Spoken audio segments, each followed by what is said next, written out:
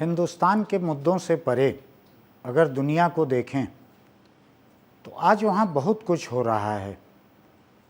हमने ईरान के बारे में अभी बात की थी, लेकिन उससे भी अलग कई बड़े जटिल मोर्चे दुनिया में खुले हुए हैं, जिसमें से एक तो सबको मालूम है कि रूस ने जब यूक्रेन पर हमला किया और यूक्रेन ने अपने आप को बचाना तय किया किसी भी कीमत पर, और वहाँ के लोग बड़ी बहादुरी से लड़ रहे हैं, दुनिया की एक सबसे बड़ी ताकत से लड़ रहे हैं। इस लड़ाई में अमेरिका और नाटो के दूसरे देश जो हैं, पश्चिमी देश, यूरोप के देश, इन सब लोगों ने यूक्रेन का साथ देना तय किया है। किसी ने अपनी फ़ौज नहीं भेजी है, लेकिन उसकी मदद कर रहे हैं। उसके आत्मरक्षा के लिए जो हथियार ज़रूरी हैं उतने हथियार दे रहे हैं, उसको पैसे दे रहे हैं। उसका एक अलग कहानी है, उस पर भी मैं आता हूँ, लेकिन मैं उस तरीके के एक दूसरे मोर्चे के बारे में आज बात करने यहाँ पर हूँ। और ये मोर्चा हमको प्रभावित भी करता है, हिंदुस्तान में बैठे हुए लोगों को, इसलिए इसको समझना ज़रूरी है। ये है ताइवान और चीन के बीच चल रही तनातनी का, जो अभी एक नई ऊंचाई पे पहुंची है। हुआ यह है कि 1950 के आसपास ताइवान ने अपने आप को एक अलग देश घोषित किया, जो चीन, मेनलैंड चाइना जो कहा जाता है, उससे परे। ये टापू है, एक टापू है और उसके साथ के कुछ और टापू हैं जिनके ऊपर ताइवान का कब्जा है। तो पिछले करीब पौन सदी से, यानी हिंदुस्तान की आज़ादी के आसपास से समझ लीजिए, ताइवान एक अलग देश है। चीन ने कभी उसको अलग देश नहीं मानना। चीन ये मानता है कि ये उसी का हिस्सा है और आज नहीं तो कल वो उसको कब्जा कर लेगा उस पर।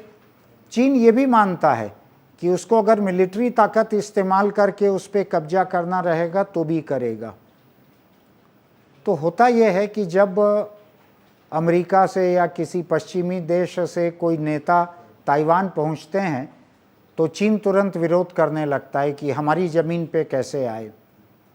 तो है आज एक आज़ाद देश है वो, लेकिन चीन उसको आज़ाद का दर्जा देता नहीं है।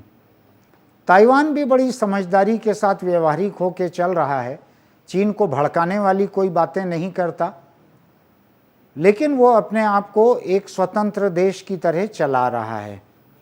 अब हम इसमें कहाँ पिक्चर में आते हैं, ये समझने की ज़रूरत है।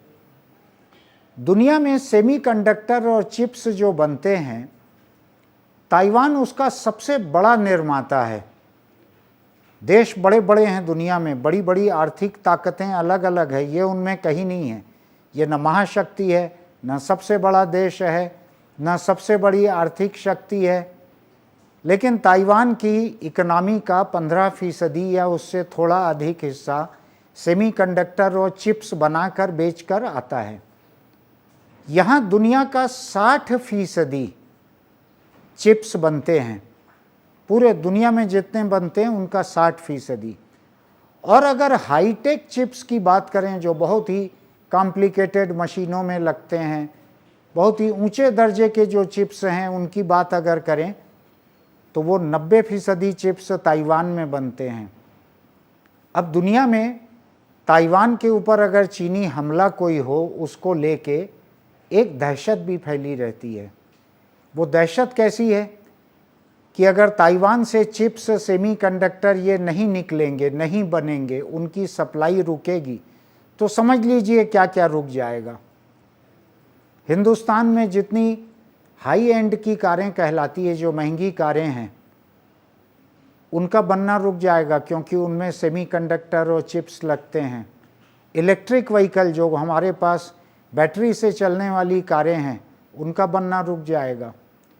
मोबाइल फ़ोन का बनना रुक जाएगा, लैपटॉप का बनना रुक जाएगा, कंप्यूटर का बनना रुक जाएगा, टेलीविज़न, वॉशिंग मशीन और फ्रिज भी बहुत सारे मॉडल बनने रुक जाएंगे।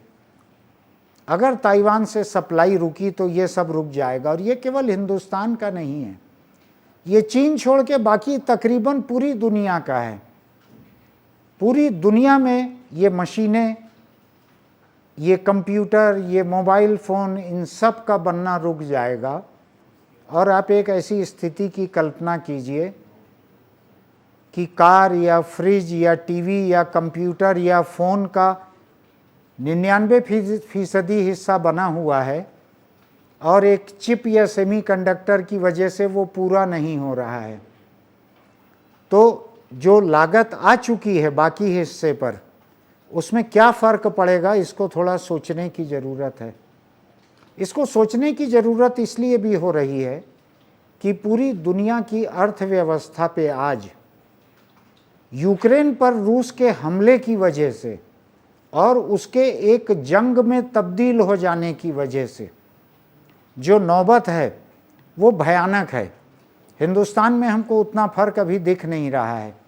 उसकी वजह यह है कि हिंदुस्तान रूस से पेट्रोलियम खरीद रहा है, दूसरी चीज़ें खरीद रहा है। उसने पश्चिम के देशों, अमेरिका को, इनको कह दिया है कि रूस से हमारे बहुत पुराने ताल्लुकात हैं, आपके कहे हम वो रिश्ते नहीं तोड़ेंगे और हमको जहाँ से सस्ता पेट्रोलियम मिलेगा हम लेंगे। हमारे लोग महंगा सामान लेने की हालत में नहीं हैं। तो हिंदुस्तान के ऊपर अभी रूस और यूक्रेन की जंग का बहुत बड़ा आर्थिक असर नहीं पड़ा है, लेकिन अगर ताइवान पे किसी तरह का चीनी हमला होता है तो उसका बहुत बड़ा असर पड़ सकता है। इसलिए मैं इस बात की यहाँ पर चर्चा कर रहा हूँ।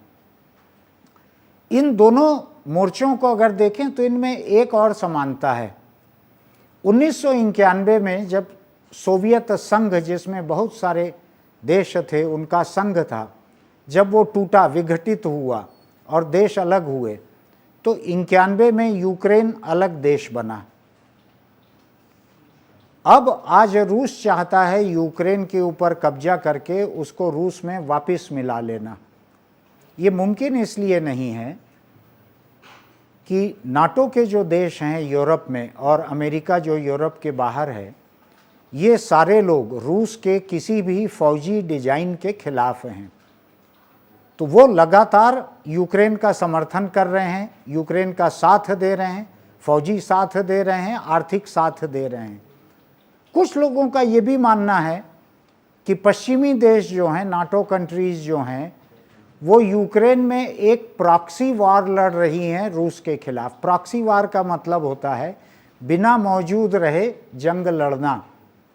तो ऐसा भी लोगों का मानना है। मुझको भी कभी कभी ऐसा लगता है कि चूंकि खून वहाँ पर यूक्रेनी सैनिकों का बह रहा है, वहाँ मारी जा रही है यूक्रेनी जनता, इसलिए अमेरिका और यूरोप के बाकी देश जो हैं, इनके ऊपर अभी उतना सीधा हमला नहीं हो रहा है।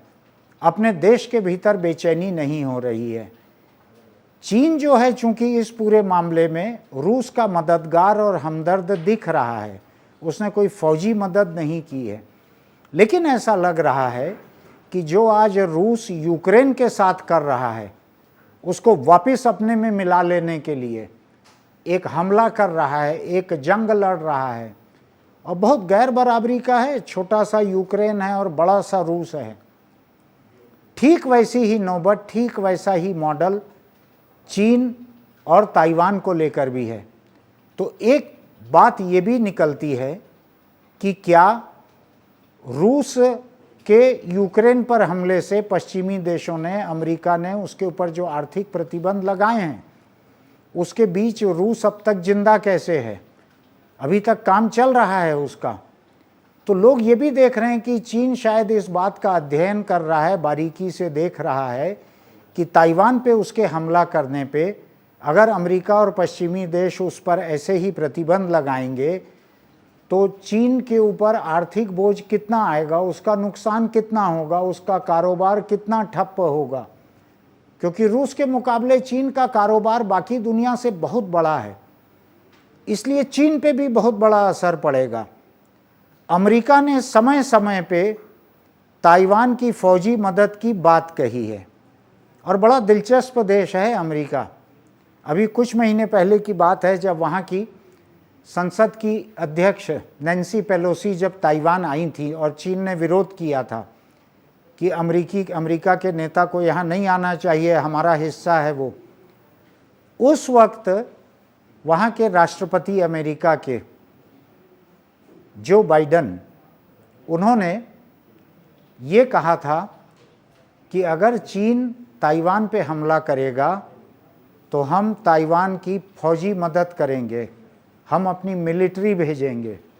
ये राष्ट्रपति ने कहा था और कैमरों के सामने कहा था। लेकिन तुरंत 24 घंटे के भीतर ही राष्ट्रपति भवन से इसका खंडन जारी हुआ कि अमेरिका ने ताइवान पर अपनी नीति नहीं बदली है, वो नीति फौज भेजने की नहीं है। हम ताइवान की मदद करेंगे लेकिन हम उस जंग में शामिल नहीं होंगे। इस स्थिति को, अमेरिका की ताइवान नीति को एक सोची समझी धुंध कहा जाता है कि एक धुंध बना के रखता है अमेरिका कि हम क्या करेंगे क्या नहीं करेंगे, उस बारे में साफ साफ कहता नहीं है। और अब अमेरिकी राष्ट्रपति ने कुछ कहा, राष्ट्रपति भवन ने उसका खंडन किया, तो ये धुंध थोड़ी और गहरी हो गई है। तो ये सोची समझी धुंध, एम्बिगुइटी कहते हैं इसको, कि ये कैलकुलेटेड एम्बिगुइटी है। ये ताइवान के बारे में अमेरिका का कहना है। यूरोप के देश ताइवान को लेके बंटे हुए हैं, अलग अलग सोच है, क्योंकि उनके ऊपर अभी यूक्रेन के जंग का बोझ भी आ रहा है, वहाँ के शरणार्थी भी आ रहे हैं, तो वो एक और मोर्चा खोलना नहीं चाहते हैं। चीन इसको पूरा बारीकी से देख रहा है कि अगर ऐसा एक मोर्चा खुल जाए तो आज अमेरिका और यूरोप जो कि यूक्रेन की मदद कर रहे हैं, वो ताइवान की कितनी मदद कर सकेंगे। ऐसे सब लोग अपने अपने हिसाब से हिसाब लगा रहे हैं। तो मैं यहाँ पे इतनी सीमित बात को लेकर बोलने के लिए आपको पृष्ठभूमि समझा रहा हूँ। पृष्ठभूमि ये है कि ये दो बड़े मोर्चे हो सकते हैं, एक पे जंग जारी है, दूसरा उसी किस्म का हो सकता है। अभी ताइवान की राष्ट्रपति जो हैं वो अमेरिका निजी दौरे पे गई हैं, कुछ लोगों से मिल रही हैं वहाँ। उस पे चीन ने नाराज़गी दिखाने के लिए वहाँ पे फौजी अभ्यास चालू कर दिया है ताइवान के आसपास। उसमें चीन को दिखाने के लिए अमेरिका ने अपना फौजी जहाजी बेड़ा वहाँ भेज दिया है। तो ये तनातनी चलते रहती है बीच बीच में। लेकिन हमको, हिंदुस्तान में बैठे हुए लोगों को और बाकी दुनिया को भी इसको अधिक दिलचस्पी से इसलिए देखना चाहिए कि ताइवान के ऊपर अगर कोई हमला होता है, ताइवान किसी जंग में शामिल होता है, अगर वहाँ से सेमीकंडक्टर और चिप्स आना बंद होता है, चाहे कुछ महीनों के लिए क्यों ना हो, तो याद रखिएगा कि हिंदुस्तान की अर्थव्यवस्था पर भी बहुत बड़ा बोझ पड़ेगा, जो कि रूस यूक्रेन से नहीं पड़ा है। ये एक बहुत बड़ा बोझ पड़ सकता है। हमारे कारखाने कई किस्म के सामान वाले थम सकते हैं, बाजार थम सकता है, राज्यों का और केंद्र का जीएसटी कलेक्शन धीमा हो सकता है, ऐसी कई चीज़ें हो सकती है। तो ये हमारी ज़िंदगी को सीधे प्रभावित करने वाली एक नौबत रहेगी। इसलिए मैं इस चर्चा को यहाँ कर रहा हूँ। आप इसके बारे में अपनी नज़रें खुली रखिएगा, बस इतना ही। मैं अगले बार किसी और विषय को लेकर आपके सामने रहूँगा। तब तक के लिए अगर आपको ये वीडियो अच्छा लगा है तो आप हमारे चैनल को सब्सक्राइब कीजिए।